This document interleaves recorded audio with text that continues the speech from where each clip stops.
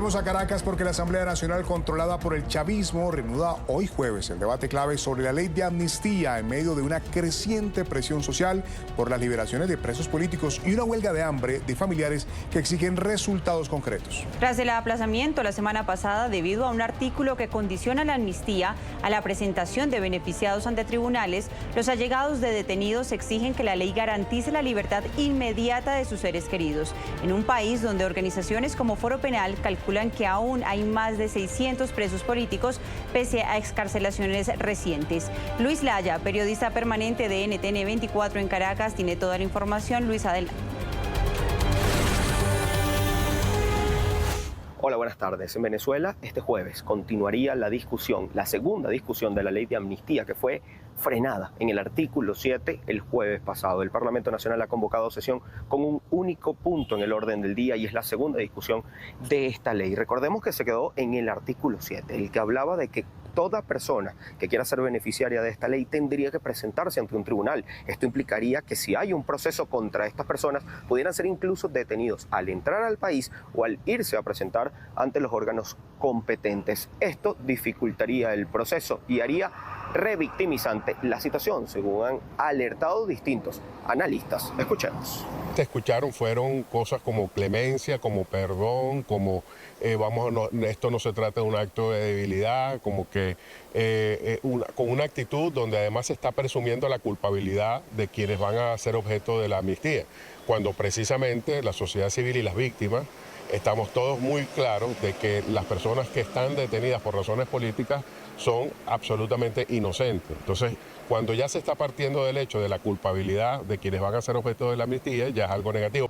Pero además este jueves se debatirían artículos sumamente complejos, como por ejemplo el artículo 8, que habla de los casos que estarían dentro de la amnistía. Recordemos que se ha denunciado durante estas semanas exclusiones importantes de casos, por ejemplo, que involucran a funcionarios militares y funcionarios policiales, además de otros elementos. Desde el Foro Penal han llamado a evitar estas exclusiones y también a cesar la denominada puerta giratoria. Las exclusiones que parecen muy evidentes de la ley de amnistía de casos que son evidentemente políticos, y también me preocupa un poco esta negativa a buscar la manera de que la puerta giratoria se cierre, es decir, esa negativa a reconocer el principio de la no repetición, derogando, por ejemplo, leyes que son manifiestamente persecutorias, como la ley contra el odio, como la ley contra el fascismo, antifascismo y expresiones similares. Pero es que incluso a través de organismos internacionales e incluso de acuerdos y tratados internacionales se habla de que una ley de amnistía debería incluir a los familiares, debería incluir a las víctimas como parte importante para su realización, para que nadie quede excluido. Veamos el siguiente material. La propuesta de ley de amnistía del régimen tiene un desafío: cumplir con normativas internacionales que exigen no dejar atrás a las víctimas. La resolución 60-147 de la Asamblea General de la ONU señala explícitamente que las víctimas deben tener acceso equitativo y efecto a la justicia. El artículo 68.3 del Estatuto de Roma establece que las víctimas tienen derecho a participar en todas las etapas de procedimientos enfocados a castigar a los perpetradores de crímenes de lesa humanidad. La Convención Interamericana sobre Derechos Humanos resalta que las víctimas tienen derecho a ser escuchadas y que se esclarezca la verdad en un proceso judicial efectivo. Por eso, un grupo de 25 excarcelados durante 2026, muchos de ellos dirigentes y activistas políticos en Venezuela, instan a la Asamblea Ilegítima que reconozca que ha habido persecución por disentimiento. La amnistía no debe ser una concesión graciosa, sino el reconocimiento de responsabilidad de quienes tras casi 3 décadas en el poder desmantelaron el Estado de Derecho, violaron los derechos humanos y persiguieron el disentimiento. La solicitud de una comisión de la verdad por parte de los dirigentes y activistas busca que sea un ejercicio de responsabilidad política. Las organizaciones de derechos humanos advierten que para que esta comisión sea efectiva, debe ser independiente y autónoma, integrada por figuras de probada imparcialidad, con capacidad de acceso a archivos oficiales para reconstruir la memoria histórica. El documento tiene recomendaciones clave para el debate del proyecto de ley. Mientras las cosas no cambien en el país, la ley de amnistía, los indultos, tampoco serán una garantía para la paz social. Tiene que haber un ejercicio y una voluntad política que permita reconciliar el país con la verdad. Sin la participación activa de las víctimas en este proceso, hay un riesgo alto de que la historia sea repetida. Y es que es justamente por esto que desde organizaciones de derechos humanos han exigido que como parte de los garantes del cumplimiento de esta ley de amnistía se incluya organismos internacionales como por ejemplo la Oficina del Alto Comisionado para los Derechos Humanos de la ONU y otros elementos, otros grupos internacionales que pudieran hacer seguimiento y no todo quede en manos de organismos venezolanos. Porque también es importante ver quién aplica la ley y es preocupante que obviamente tiene que estar el Poder Judicial porque los casos y los expedientes los tienen ellos, pero hay alguien que tiene que supervisar eso, dado que el propio Poder Judicial ha sido perpetrador y ha sido parte de la represión. Se espera que este jueves se lleve a cabo esta segunda discusión. Ha sido convocada para las 4 de la tarde, hora local. Sin embargo, pudiera comenzar más tarde. También pudiera extenderse durante largas horas debido a lo complejo de esta ley y a todos los elementos de los que se ha hablado durante estos días de debate. No hay ninguna obligación por parte de la Asamblea Nacional de aprobarla el día de hoy, por lo que esto tampoco está garantizado. Desde Caracas, Venezuela, Luis Alejandro Alaya, para NTN 24. Gracias, Luis Alejandro. Buena tarde.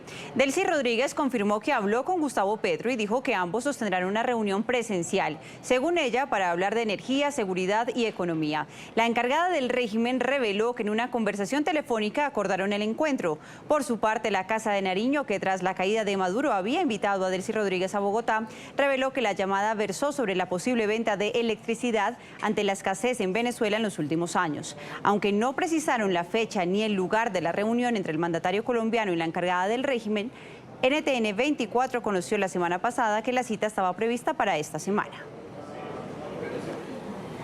El periodista venezolano David Placer habló en el programa A la Tarde de NTN 24 sobre las grabaciones que dio a conocer en las que se escucha al ex jefe de inteligencia venezolano Hugo El Pollo Carvajal señalando a Nicolás Maduro como el responsable directo de la brutal represión contra opositores durante las protestas de 2014 y 2017. Placer explicó que la declaración registrada mientras Carvajal se encontraba detenido en España antes de su extradición definitiva a Estados Unidos forma parte de audios difundidos recientemente en los que el ex militar acusa a Maduro y a varios altos funcionarios chavistas de ordenar y coordinar acciones represivas que dejaron decenas de muertos y de presos políticos en todo el país. Yo imagino que cuando esta grabación llegó a tus manos, la escuchaste 1, 2, 3 veces. Yo quisiera comenzar preguntándote, ¿qué sentiste? ¿En qué pensaste? Bueno, como tú misma has dicho, ¿no? No es sorpresa tanto por el contenido, porque además es un contenido que los venezolanos ya dábamos por sentado desde hace muchos años, pero sí sorprende que venga de parte del Pollo Carvajal, quien fue hombre de máxima confianza de Hugo Chávez, jefe del espionaje, y también durante los primeros meses de Nicolás Maduro, hombre que conoce perfectamente el engranaje criminal que hoy relata por haber sido precisamente parte de ese engranaje. Y lo que más me sorprendió, Idania, es teniendo estas pruebas tan contundentes, tan fehacientes, cómo la Corte Penal Internacional ha dejado pasar tantísimo tiempo antes de actuar de forma rotunda, en este caso de crímenes de lesa humanidad en Venezuela, que ya las pruebas claman al cielo, el peso de la carga probatoria y de los testimonios privilegiados, como en este caso de uno de los jefes de la contrainteligencia militar, de Chávez y de Maduro, que relata además con detalle el organigrama, el esquema, la cadena de mando de esos crímenes ordenados, según él, por el propio Nicolás Maduro, pues sin duda resultan sorprendentes. Y es muy paradójico que esto, ya habiéndolo tenido al menos durante 4 años la Corte Penal Internacional, vayan a terminar presumiblemente este contenido o parte de ese contenido luego en Nueva York.